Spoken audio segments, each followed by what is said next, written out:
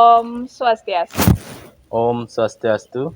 Umat Sedharma dimanapun berada, senang sekali karena saya Nuwayan Purnamasari dapat kembali hadir menjumpai Anda dalam program Taksu, Tutur Agama dan Kerukunan melalui Suluh Umat.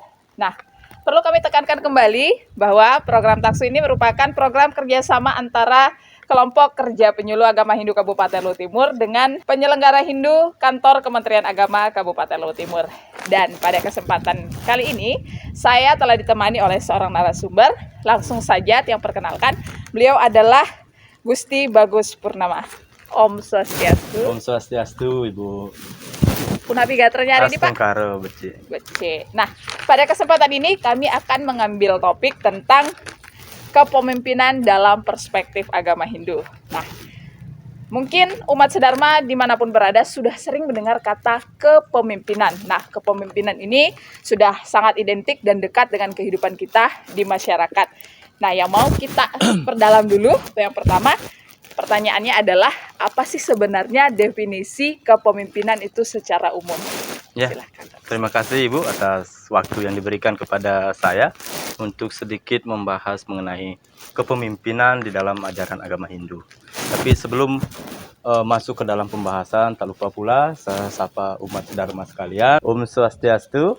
Om Swastiastu. Ya, umat Sedharma, izinkan saya berbagi sedikit tentang kepemimpinan di dalam ajaran agama Hindu.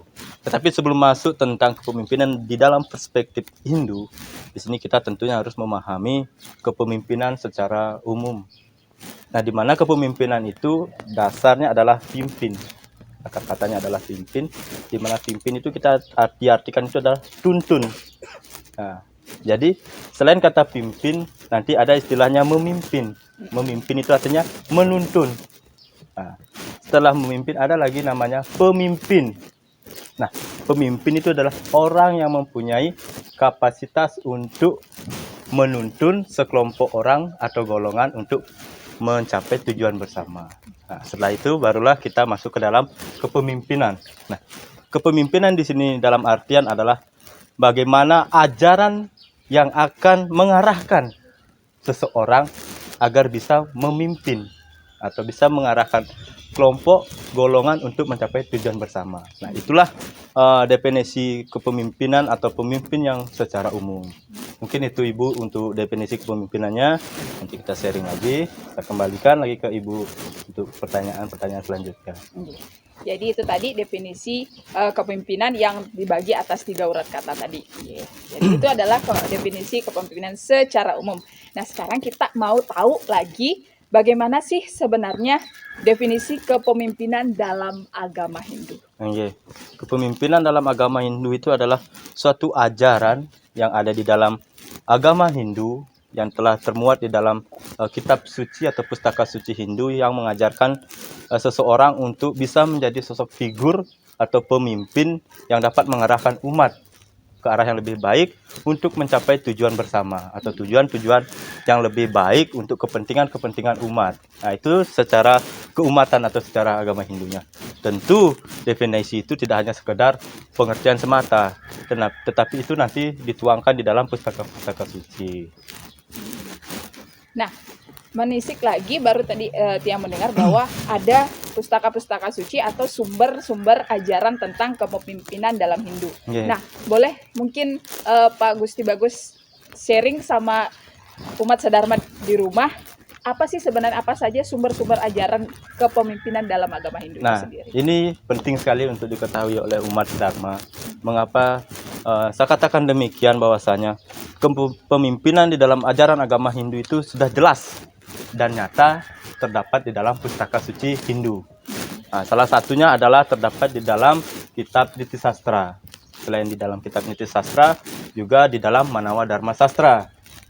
Nah, di dalam kitab Niti Sastra, di mana dari kata Niti Sastra itu sendiri berasal dari bahasa Sanskerta, di mana Niti yang artinya adalah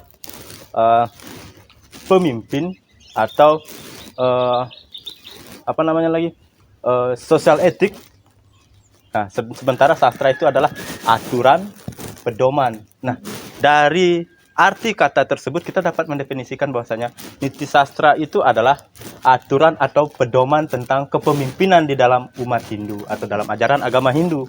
Nah, di mana di dalam Niti Sastra juga dijelaskan di dalam bab 1 sloka 10 bahwasanya seorang pemimpin di dalam ajaran agama Hindu itu ditegaskan bahwasanya kita bisa menjadi pemimpin yang baik apabila kita bisa memimpin diri sendiri dengan cara apa?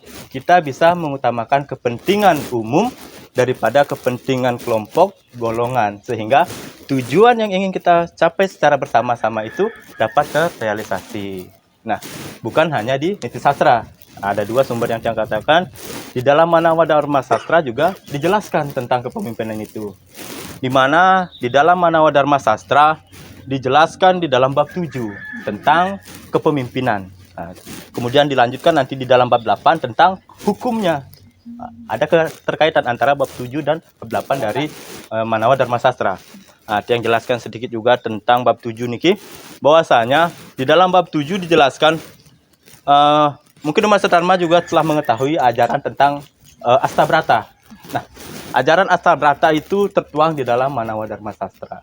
Nah, itu sifat-sifat kepemimpinan atau 8 sifat kepemimpinan yang ada di dalam agama Hindu itu tertuangnya di dalam Manawa Dharma Sastra. Itulah sumber yang bisa kita jadikan pedoman atau acuan di dalam mengintrospeksi diri. Ketika kita ingin menjadi seorang pemimpin yang baik, tentu Manawa Dharma Sastra dan Niti Sastra bisa kita jadikan pedoman. Begitu. Nah, pertanyaan terakhir. Yeah. Menilik tadi bahwa ada sumber, yaitu berdasarkan sumber dari Niti Sastra dengan Manawa Dharma Sastra, yaitu ajaran Astabrata untuk mengintrospeksi diri kita sendiri pribadi untuk menjadi seorang pemimpin atau untuk memilih seorang pemimpin. Nah, bagaimana sih sebenarnya konsep kepemimpinan ini menurut ajaran Astabrata secara lebih mengerucut? Mengerucutnya ya. Oke, untuk ajaran tentang Astabrata di dalam Manawa Dharma Sastra dijelaskan bahwasanya 8 sifat kepemimpinan. 8 sifat yang harus dimiliki oleh seorang pemimpin. Nah, dari ke-8 sifat tersebut adalah kita harus bisa mengikuti sifat-sifat para dewa. Penjelasan dari Astabrata yaitu tentang sifat-sifat kedewaan, di mana kita juga mampu mengikuti sifat dari Dewa Surya, ya, itu Dewa Surya atau Dewa Matahari. Bahwasanya kita bagaimana peran seorang matahari, bagaimana peran dari matahari atau bagaimana peran dari Dewa Matahari. Nah, matahari memberikan penyinaran bagi semua makhluk hidup, bukan hanya manusia, tumbuhan. Kita bayangkan apabila tidak ada matahari, kita menanam benih, apakah akan tumbuh? Tentu tidak, karena matahari itu harus dibutuhkan oleh tumbuhan sehingga menghasilkan suatu kehidupan. Nah, demikian juga Dewa Bulan atau Chandra Brata.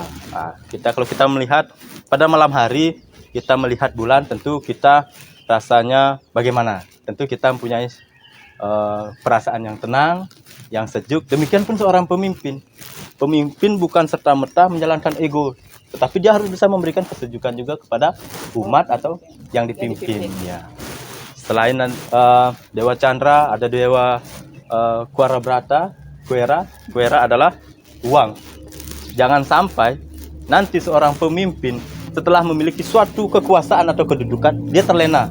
Nah, kan zaman kali untuk saat ini kita berbicara apa adanya. Banyak terjadi kasus-kasus yang tentunya sudah tidak sesuai dengan ajaran-ajaran Astabrata, seperti korupsi dan sebagainya. Nah, itulah perannya kita mengetahui kekuatan dari Kuera Brata sehingga kita bisa memanage keuangan. Uang yang kita manage sebagai seorang pemimpin itu adalah bukan uang pribadi. Betul. Nah, ketika kita menjadi seorang pejabat negara, tentu uang itu adalah uang masyarakat yang kita peroleh dari pajak sehingga menjadi uang milik negara dan akan kita kelola untuk kepentingan masyarakat. Jadi kita harus bisa mengendalikan itu. Terus kita juga harus bisa mengendalikan ego kita sebagai seorang pemimpin. Nah, dari pemaparan tentang Astabrata, tentu yang bisa kami petik atau saya pelajari di sana, menjadi seorang pemimpin tidak semudah kata-kata, tetapi banyak hal-hal yang perlu kita kendalikan. Seperti itu. Dan ajaran tentang Astabrata itu sudah jelas dan sudah banyak pustaka-pustaka yang dicetak secara umum untuk kalangan umat Hindu. Nah, sedikit yang hampir lupa juga, maaf saja ini Ibu moderator, saya juga tadi sempat lupa. Ada di dalam sastra juga kriteria pemimpin. Ya, dijelaskan juga di dalam kriteria pemimpin, di mana kita harus bisa menjadi seseorang yang aktif. Aktif dalam artian ketika kita melihat suatu permasalahan, kita aktif mengetahui, aktif memberikan saran dan pemecahan masalahnya. Kita juga harus menjadi pelopor di dalam kelompok yang kita pimpin. Ya, ketika kita jadi pemimpin, kita harus bisa menjadi pelopor, menjadi penggerak untuk umat itu, supaya umat mau bergerak untuk mencapai tujuan bersama. Di sana itu ada 6 kriteria, yaitu salah satunya kita menjadi seorang pelopor, kita harus inovatif berkreasi, sehingga kita menghasilkan ide, gagasan yang nantinya bisa bermanfaat untuk kelompok maupun kalangan lebih luas lagi. Mungkin itu Ibu Rini mengenai pandangan kepemimpinan dalam Astabrata yang termuat di dalam kitab Manawa Dharma Sastra dan juga dijelaskan di dalam Niti Sastra. Itulah tadi dia sedikit penjelasan yang kami ambil dari benang-benang merahnya tentang bagaimana konsep kepemimpinan dalam agama Hindu. Nah, itulah tadi dia, demikianlah perbincangan singkat kami, perbincangan ringan kami dengan narasumber pada kesempatan hari ini. Saya ucapkan terima kasih sekali lagi kepada Pak Gusti Bagus atas waktunya yang telah meluangkan waktunya untuk berbagi informasi dengan kita. Dan ucapan terima kasih juga kami sampaikan kepada umat Sedharma yang tidak pernah henti-hentinya untuk selalu mendukung program kami. Semoga program Taksu kedepannya dapat kembali menjadi acuan untuk berbagi informasi tentang ajaran agama Hindu. Dan sekali lagi, jangan lupa untuk like, komen, share, dan juga subscribe channel YouTube kami, Hindulutim. Akhir kata kami tutup dengan ucapan Pramasanti. Om Santi Santi Santi Om. Antuk sani